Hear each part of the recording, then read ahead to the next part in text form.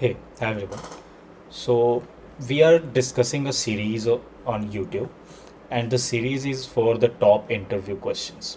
Okay, so this top interview questions is actually a very good uh, a collection of all the problems. So there are three parts of this basically this chapter. So we have three chapters basically. We have easy collection of top interview problems. We have medium collection for top interview questions, and then we have the hard collection. Okay. So what we'll be doing is I will share this link with you guys, and then you guys can also, if you want, you can start practicing by yourself, or you can just follow this whole playlist. In this playlist, I will be sharing all the questions and their solution. So if you see the playlist, so for hard collection, there are approximately, let's say, 40 or 45 problems. In medium, also there are 45 problems, and in easy, there are some 48 problems. If you see the overview. So I find this list very exhaustive, and then we can basically, if you solve all the problems from this list, I think we will be very confident enough to appear in any coding interview. Okay, so let's get started. So for today, let's start from one of these problems, and then we will keep on discussing all the problems from the medium, hard in each video. Okay, so let's get started. So today's problem is remove duplicates from sorted array. So I will give you guys a minute to just pause the video and read the question, and then we will proceed. So yeah, please go ahead and pause the video. Okay, I hope you have paused the video, read the question. Some of you might have known the solution. So if you know the solution, if you know how to do it, just stick to the video. Maybe you will learn some other approach.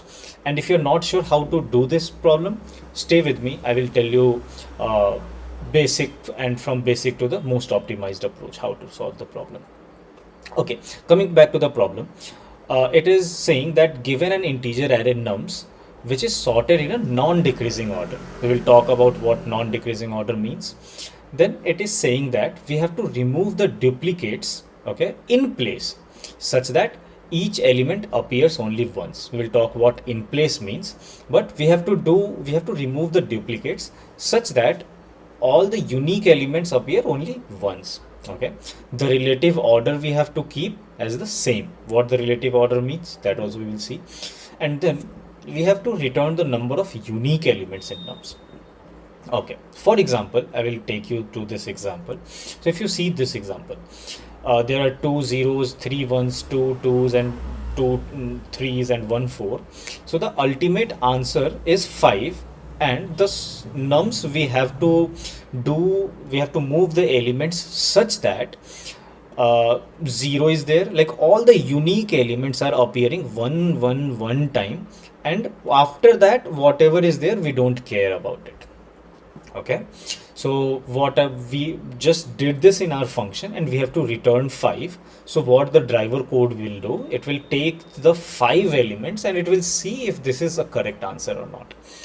Similarly, if you see the first example, double one two, we have to make the unique elements in the beginning 1 comma 2, and then this is an empty thing, and then we are returning the output as 2. Okay, now let's quickly discuss what non-decreasing order means. So non-decreasing order means either it is same or it will increase. Okay, it has a simple meaning. It's not decreasing. It can be same or it can increase. Okay, so in this order we are given. If we talk about the word in place, it means that you don't have to use any extra space. You have to do all the operations in this nums only, and then you have to return the value. Okay, so let's see what are the constraints. The constraints are the numbers array length will be 3 into 10 to the power 4, and the numbers can be from -100 to 100, and nums is sorted in non-decreasing order. Okay, so yeah, before writing the code and doing all of the things, let's try to think about the problem. Okay, so here I will just draw a problem that problem, and then we will discuss what are the approaches and how you can actually discuss those approaches in an interview. Okay, so I am creating an array here. Let's say I have put two zeros. It's not important that I will put one after zero only. Let's say I have put two twos, two threes, okay, and let's say three threes, basically three threes and one four at the end. Now if you see, the output of this will should be, somehow we have to do something to this array, and the output should be 0, 2, 3, 4, and then since the array size is 2, 2, 4, 3, 7 and 8, so rest of the four elements can be anything, we don't care, and we will basically return 4, right? Because these four are unique, so we'll return 4. Okay, so keep this question in mind. Now let's discuss about the one of the basic approach that can come to your mind in the first time. Okay, approach 1. So one of the easiest approach that can come to our mind is, we can say that we will use a set. Okay, in this set we will just start iterating over all these elements, and if we do, since you know that set can keep a unique elements only, you can use hash set for that, and then now it is keeping only unique elements 0, 2, 3, 4. Now what you will do, you will go ahead and use this array and just put 0, all the elements in the array, 0, 2, 3, 4, and then whatever is there, we don't care, right? Okay, there are other complexities here as well. For example, hash set, it won't give you 0 in this order only, so either you have to first put here and then sort for these hash set dot size, or what you have to do, you have to do some ordered set you can take, right? Tree set or something. Even after we do this and return the size of the set, the time complexity, if we see, will be O of, we can say, let's say O of n for first going through all the elements, and if let's say all the four elements are unique or this, so O of n log n if we just want to sort it again, right? If you can optimize it a little better, you can optimize it and remove this n log n as well by going through all these elements, since these are already in non-decreasing order, but it will be O of n to the max.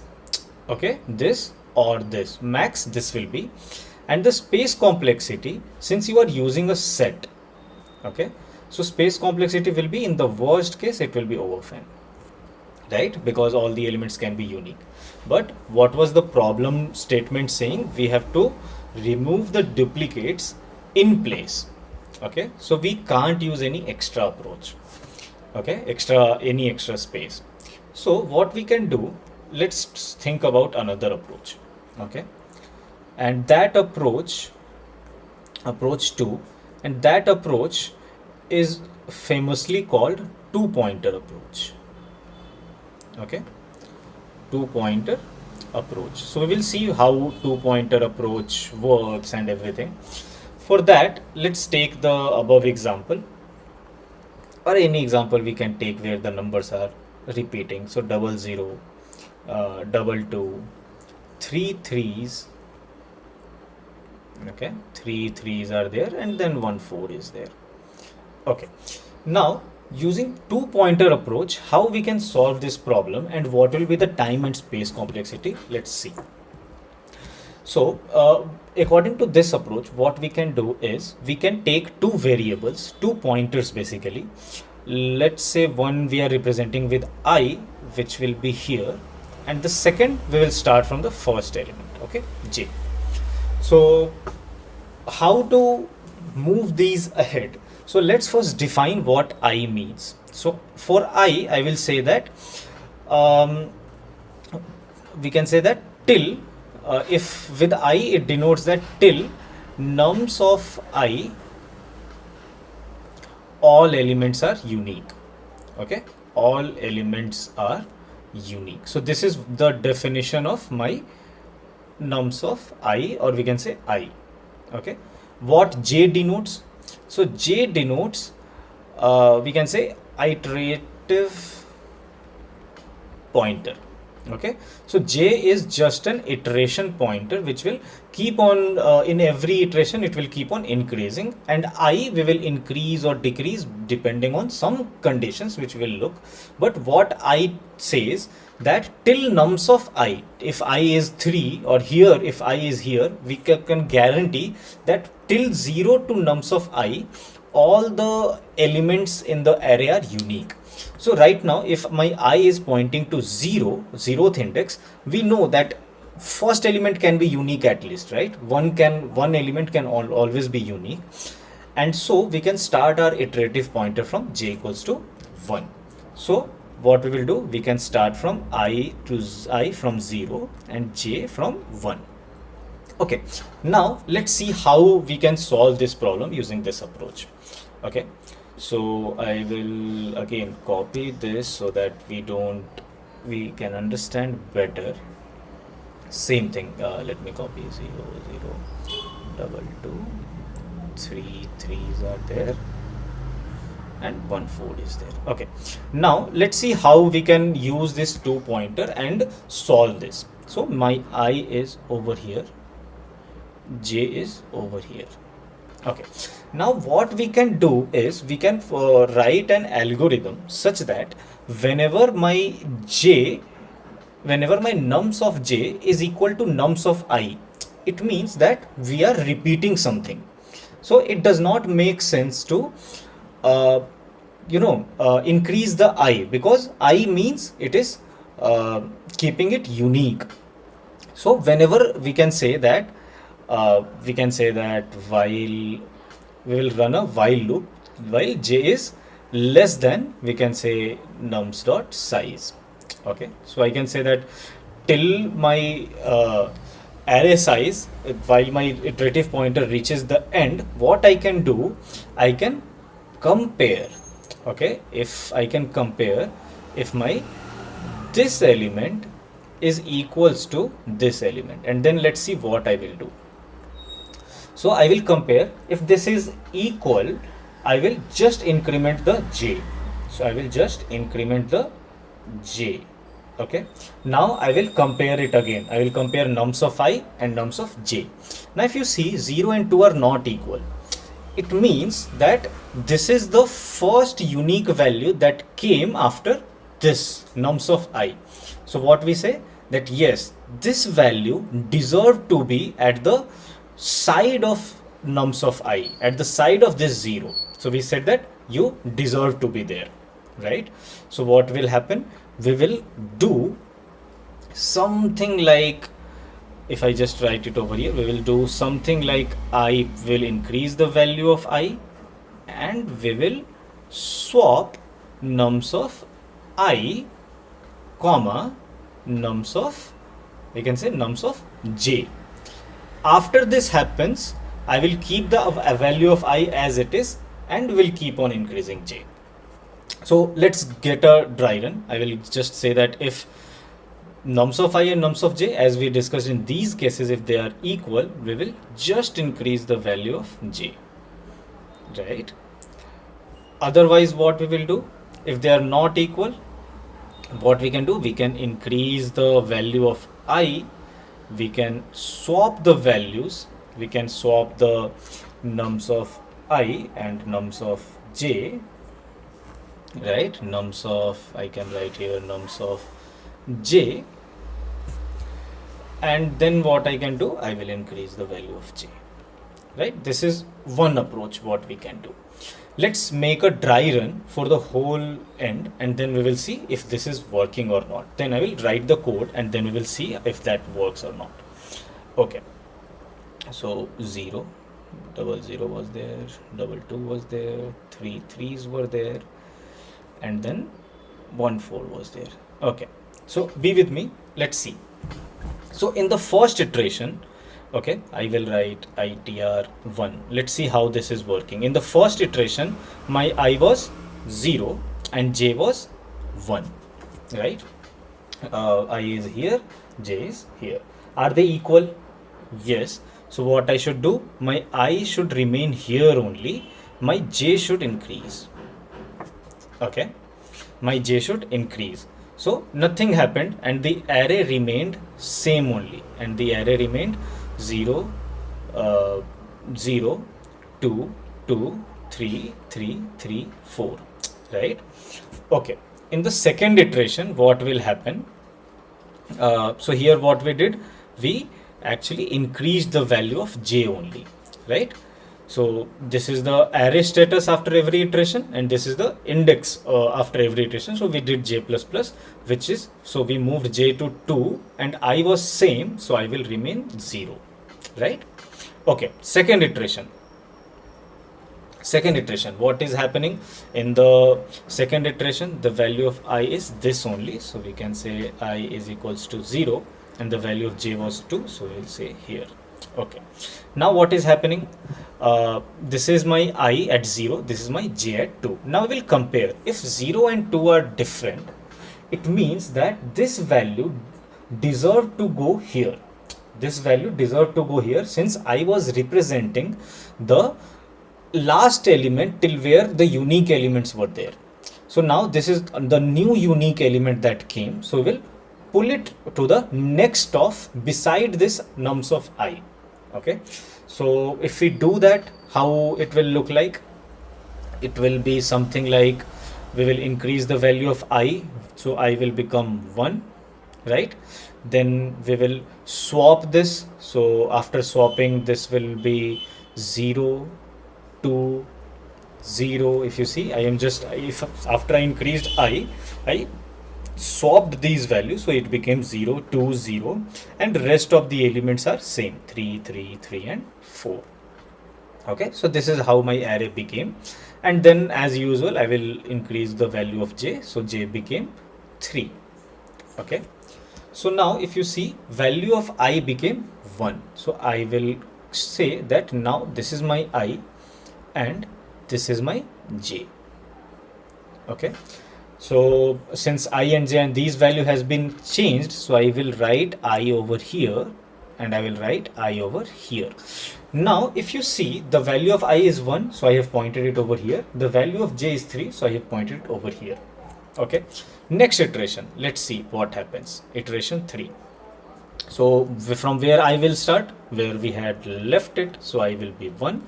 From where j will start, j will be at 3. Okay, j will be at 3. Again, so what we discussed, we will compare I and j. So I always promises, right? If you remember, I always promises that till I, these 0 and 2 are unique elements, right?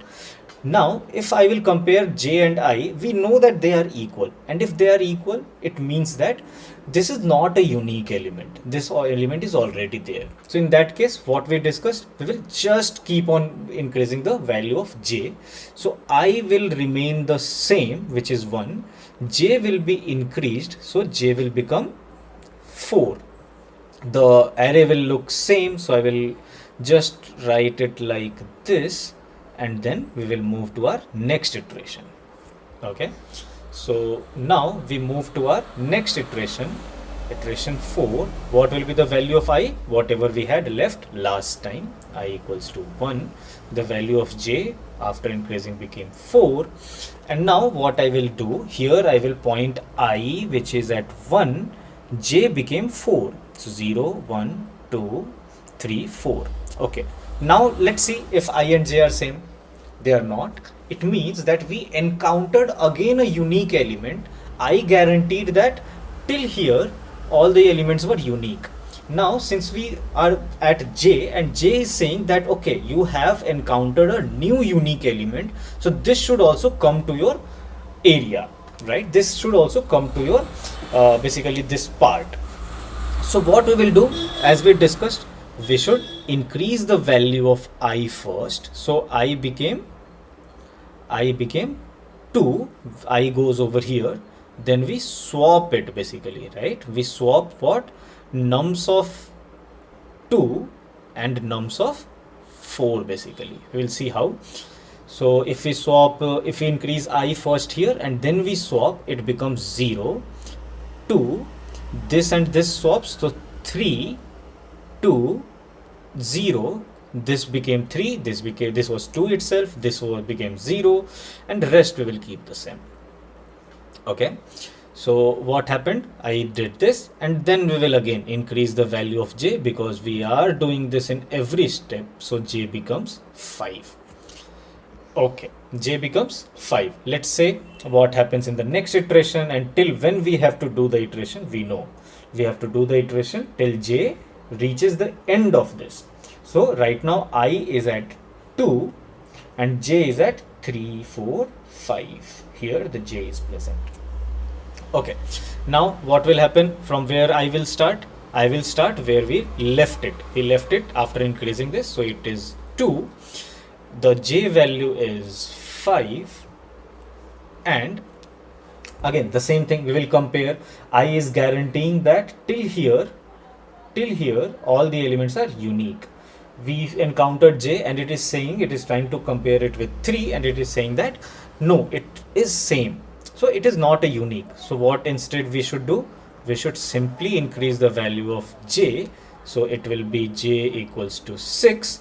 I will remain same since we are not doing any operation. So ultimately, if you see, I can just copy this, right? Because we did not do any operation on this. So 0, 2, 3, 2, 0, 3, 3, 4, right? Okay, next iteration. We are reaching close to the loop basically.